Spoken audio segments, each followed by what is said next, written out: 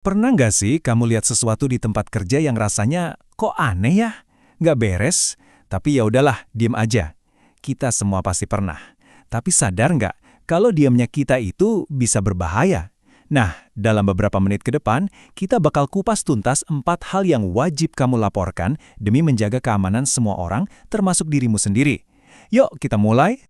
Dengerin deh kata-kata dari Annie, seorang asisten perawat yang tiap hari bergelut dengan keselamatan. Dia bilang, kita nggak bisa mencegah kecelakaan kalau kita nggak tahu apa yang terjadi. Ini dia intinya. Dalam urusan keselamatan, diam itu bukan emas. Justru, diam itu bisa jadi awal dari sebuah bencana. Nah, ini yang kita sebut titik buta keselamatan. Mirip banget kayak pas kita lagi nyetir kan? Bahaya terbesar itu seringnya datang dari area yang nggak kita lihat. Di tempat kerja, titik buta ini adalah semua masalah yang nggak pernah dilaporin. Dan disitulah, di dalam titik buta itulah, kecelakaan yang harusnya bisa dicegah malah kejadian. Oke, kita bedah satu persatu ya. Kita mulai dari 2 jenis laporan yang paling umum. Yang kelihatannya sih jelas banget. Tapi justru karena dianggap terlalu jelas, malah sering kelewat buat dilaporin.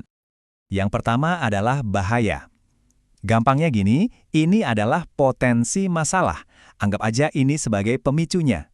Lantai yang licin, kardus yang ngalangin jalan, atau mesin tanpa pengaman. Belum ada yang celaka sih, tapi bom waktunya udah ada di situ. Dan bahaya itu nggak selalu kelihatan jelas loh. Tentu, ada yang fisik banget kayak kabel yang melintang di jalan, jelas itu bahaya. Tapi bisa juga sesuatu yang lebih halus. Misalnya, ada perubahan perilaku dari rekan kerja yang kok jadi negatif ya? Dua-duanya ini adalah bendera merah yang harus kita perhatikan. Terus apa yang terjadi kalau bahaya tadi kita diamin aja? Nah, itulah yang namanya insiden atau kecelakaan. Ini adalah momen di mana potensi masalah tadi jadi kenyataan. Ada orang yang kesandung kabel itu. Ada yang kepleset di lantai licin. Inilah akibat yang sebetulnya pengen banget kita hindari. Dan ini poinnya penting banget. Ngelaporin insiden itu bukan buat nyari siapa yang salah. Sama sekali bukan. Ini murni soal memecahkan masalah. Tanpa laporan, kita nggak punya data. Tanpa data, kita kayak jalan di tempat gelap, tinggal nunggu kecelakaan yang sama kejadian lagi dan lagi. Oke, yang jelas-jelas tadi udah kita bahas. Sekarang kita masuk ke 2 kategori berikutnya. Nah, 2 kategori ini sering banget kita abaikan. Padahal ini krusial banget buat keselamatan jangka panjang. Coba deh bayangin skenario ini. Ada tangga yang hampir jatuh nimpa seseorang, tapi untungnya orang itu sigap dan berhasil menghindar. Nggak ada yang luka, barang nggak ada yang rusak. Pertanyaannya, perlu nggak sih hal kayak gini dilaporin? Jawabannya, perlu banget. Dan ini alasannya. Annie, narasumber kita ngomongnya pas banget. Momen-momen nyaris celaka ini sering banget kita anggap angin lalu. Kita cuma lega, untung nggak kenapa-napa, terus kita lupain. Padahal itu adalah kesempatan emas, sebuah peringatan gratis buat kita untuk benerin masalah sebelum ada korban beneran. Secara formal, ini disebut kejadian nyaris celaka. Coba deh bayangin, ini kayak data kotak hitam dari sebuah kecelakaan yang nggak jadi terjadi. Kita dapat semua informasinya tentang apa yang salah, tapi tanpa ada korban. Ini kan hadiah paling berharga dalam dunia keselamatan kerja. Contoh ini ngegambarin poinnya dengan sempurna. Petugas kebersihan yang tiba-tiba muncul dari tikungan dan hampir nabrak kamu. Kali ini nggak ada yang terluka. Tapi kalau kita nggak laporin, supaya mungkin bisa dipasang cermin atau diubah aturannya, bisa jadi lain kali ada orang yang nggak seberuntung kita. Sekarang kita masuk ke kategori terakhir, dan untuk yang satu ini, kita harus benar-benar serius. Ada hal-hal yang sama sekali nggak bisa dinegosiasikan di tempat kerja yang aman. Titik. Kekerasan, intimidasi, dan pelecehan dalam bentuk apapun. Di sini nggak ada kompromi.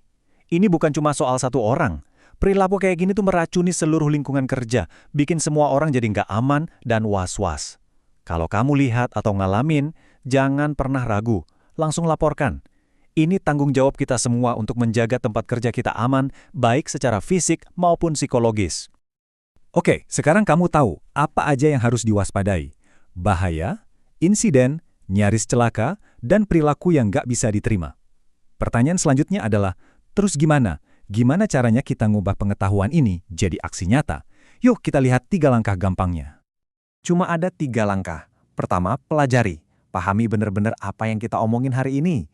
Kedua, bertindak. Cari tahu gimana sih prosedur pelaporan yang benar di tempatmu, harus lapor ke siapa, lewat formulir atau telepon. Dan ketiga, ini yang paling sering dilupain, verifikasi.